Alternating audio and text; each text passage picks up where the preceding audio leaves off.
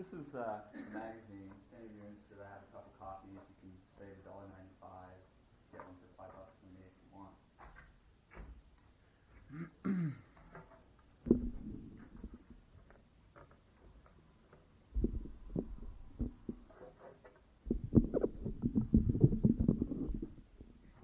I'm not in any of this furniture. God. Gotta stretch and wiggle a little bit here.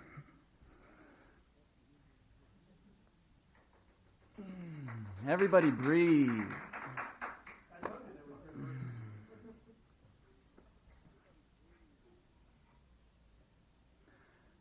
Everything to get fear to lay down and crease its lips with sunlight. Me, my, IOP, Alabeth, Alpisma. Commutation, gizmo, we knee bend hope, a drink before summer is lost. Greening the ghost house at the horizon. A voice before the rain is fully elapsed. Boys, girls, holding their hands up against the danger, against the floating danger in the eyes of birds. Cement is in us and there is cellophane for our eyes. I have an invisible dog inside me, a dog which licks you when you sleep. Me, my, mizilam, qualam, lazafil. We are seeking the seeds of the world. The keys to the lock are awake in our breathing. Much of the drinking was done before, and fathers and mothers now turn to solid bone. Wet beginning, a youngness stranded in filthy law. IOP, Palabane, me, my, Salametra. There are windows in the surface of the ocean, looking down into our eyes. Asleep in salivic waiting, imagine a color of blue our eyes cannot perceive. The barely legible spellings of animals which nearly crush us into a dissolving church that no one enters. A church which is nothing but hollering at a map. These us's are sweat coming away from orchids. Lamra, my, me, alafilo, cura, omniscension. We are looking down into the solid heat at the core of our eyes. That piece is called Amnopoeia.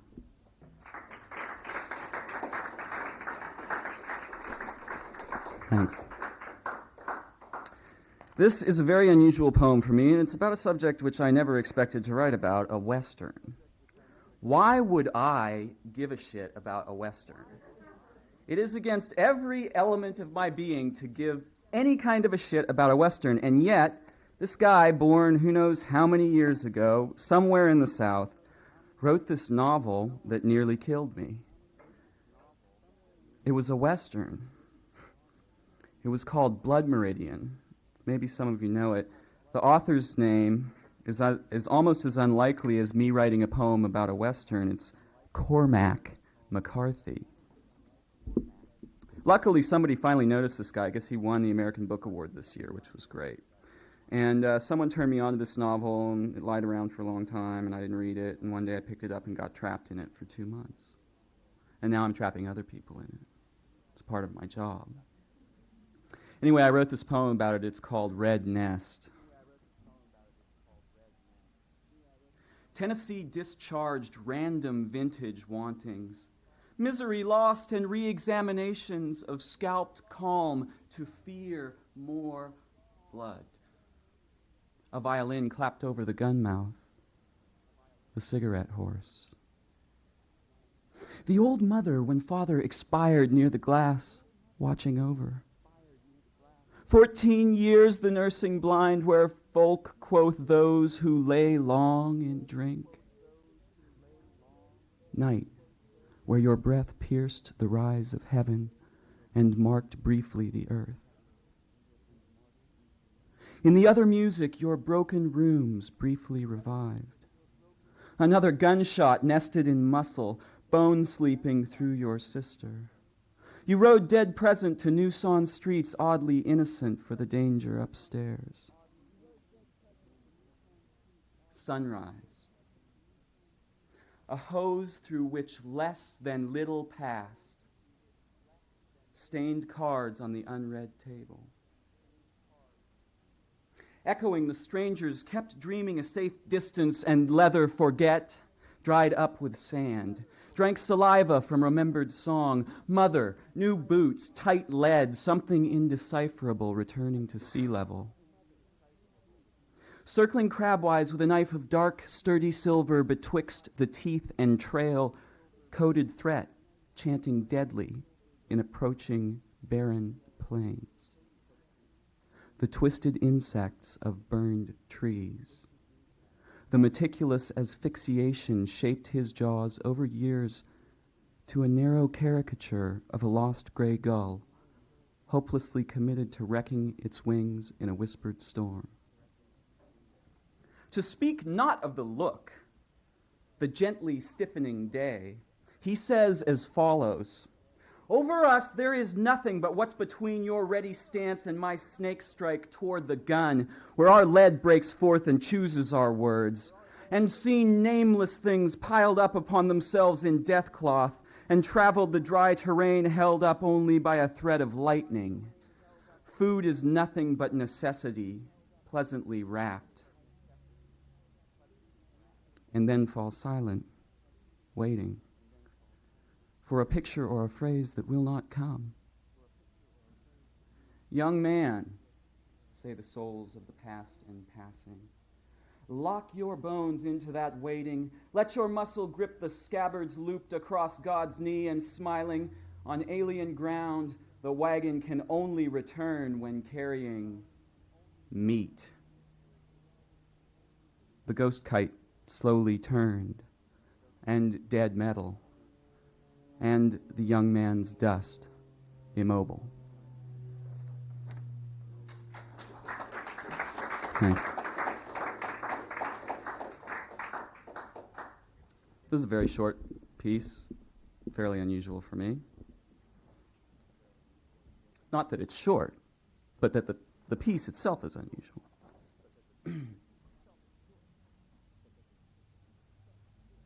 Sex is permitting a t-shirt to stand hollow at my door. It is knocking, knocking, suddenly dead like piss in a diary. The V of its neck making war against every inch of glass in life. Full of nothing and holding every possible silence in its cloth. Against the handle of the door, no work the shirt can do will prevail. The sleeves are empty, and a t-shirt has no forearm, no wrist, no fingers. Somehow yet, it knocks. But a sweet poison of careful design, the manifestation of ache in small country. Sigil in which the iron has gone crimson. Flecks of paint, sightline along the cracks in the woodwork, the dead dust singing. So electrical movement bore down upon each single bird. Certain eggs escaped, turned mad in repetition like myself. Impenetrable feeding stove in this mere area outside the door, and was inspected, O catalog of long chrome needles breathing laughter. Upon no other thing, and holding nothing within its environs. The t-shirt has been brought to my door by sex. The shirt is crying and knocking. There is nothing else. Thanks. You're all very patient. It looks like most of you stayed. It's really a wonderful audience to read for. The other night I saw on TV something that tried to kill me, which is usually what I see on TV. In fact, I think that's what TV's for. But maybe some of you saw it. It was a film, a black and white film. It looked pretty old, maybe from the 50s, of an asylum. It wasn't narrated. It wasn't a documentary. It was just film. And it made me want to die. It really did. So instead of dying, which would have meant I couldn't be here with you reading, I wrote what was going on in me real quick, and that helped me to keep breathing while I was watching this incredible cruelty going on to these incredible people, probably angels. And so this piece is called At the Asylum, and it deals with two of the characters mainly. A. Old dead cut-lip Jim. How come your clean is not roomy in your cloth? What you said? Cut-lip Jim, screaming, thanking tooth Jim, holding cut-mouth, shaved face in the slap-foot bare room and penis leg dancing. Foot slaps the floor, stomps at the ground, palm of Jim slaps the window, hard. Jim salutes, affirms playing the piano, teaching high school, many degrees behind dissipating heat. Jim naked in the yelling, 84 Arlington Street at Pittsburgh State Business College, arithma math, naked and holding Jim in his cut lip, trickle of bath blood. Flash to future Jim, dead suit on the evil table, and they shave the dead man now who could not eat. The eyes are shrunk down like murky bugs trying to hide from the straight razor. Jim dressed nice into the box, and goodbye, Jim. I love you, Jim, but I cannot make you breathe again.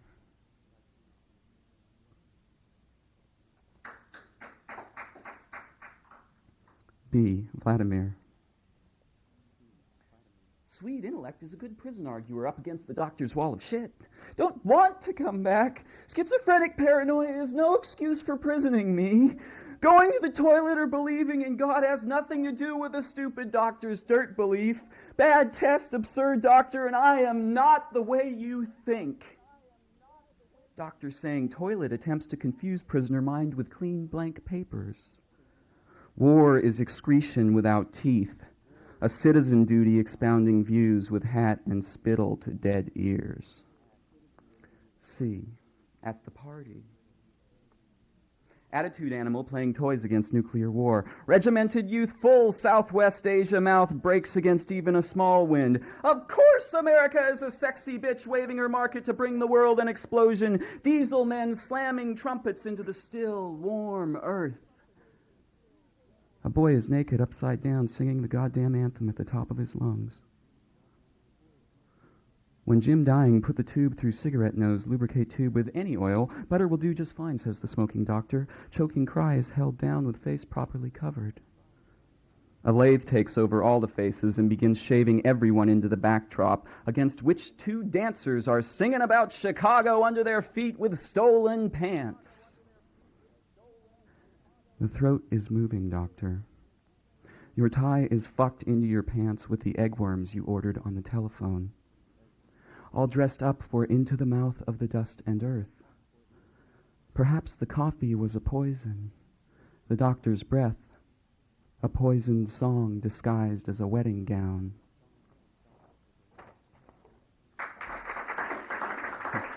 Thank you.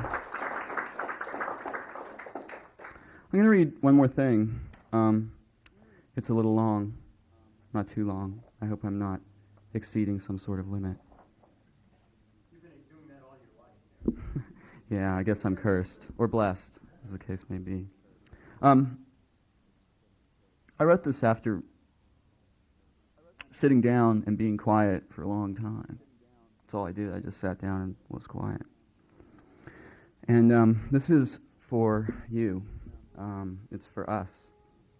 And it's about something we seem to be unable to do, and yet I fervently, with all of my body, believe us capable of it in every moment. Join! A something has eliminated every gap. A simultaneity. Blank mosquito from inside all of the sand. I stand near the ocean, and yet of the waters and am your reflected movement in this breath. You are not in these words nor in the pictures of the letters, but here we join. Neither my dot nor your flea, and nothing is taken. Tonight, at the dark, we stand and the moon is silvered blood, or it is nothing. We are not in the streets around us, nor our houses, but in breath is this, the most superior music, far distant from all words, far distant from our memories of pictures, shape and form. We are not within. Join possibly hinges, but something more I whisper across to you. The keys and fear are raining down, collected at the brink. The water takes them up into all of this wind and moves them about, joining. The simultaneity of breath within the waters and of sand. Knowing your fear and hope by virtue of the fact of these small hands, due to pass, due to dry up and join the air. Having fully passed and come into every possible thought, failed and been within each seemingly separate thing, the fine passageways for blood and electricity, more than mere reacting, a species of kiss that cannot end. Perhaps the beauty of wings lies only in their eventual coming away from the forms that they serve. Pleading is annihilated as the water passes through and to us all. There is this roaring light so empty. The night rises and collects, exhales us for the day to inspire. Our desperate words and pictures are from within the breath that is our hands and eyes, reaching toward the ocean that we are. And these incredible bodies, wrought of gravity and myriasma, are the certitude of approaching, though complete and fully arrived. Breathing knows every hinge before it begins and is uncollected. Without counting for us there lie, at every instant, the vast entirety of oceans and the emphasis of atmosphere that we are and share. Joining is always and permanently being a present birth of itself. The bitterness of moving away and missing is the smile that rings to lock us together. All of our eating is completing each other as our pushing away from and recoiling is complete embrace. And cannot be changed into a lie, though we might speak it thus. There is absolutely nothing to record or to be missed. The pureness of our skins reflect the ocean. We sons and daughters live the exquisite instantaneity of joined breathing as each precarious instant falls as light and shadow dreamed into the perfection of distance, which is where we live. All of the distance, every possible measurement relived in this our joined breath. At the edge of any river we are, directly, without moving even one of our own birds into motion.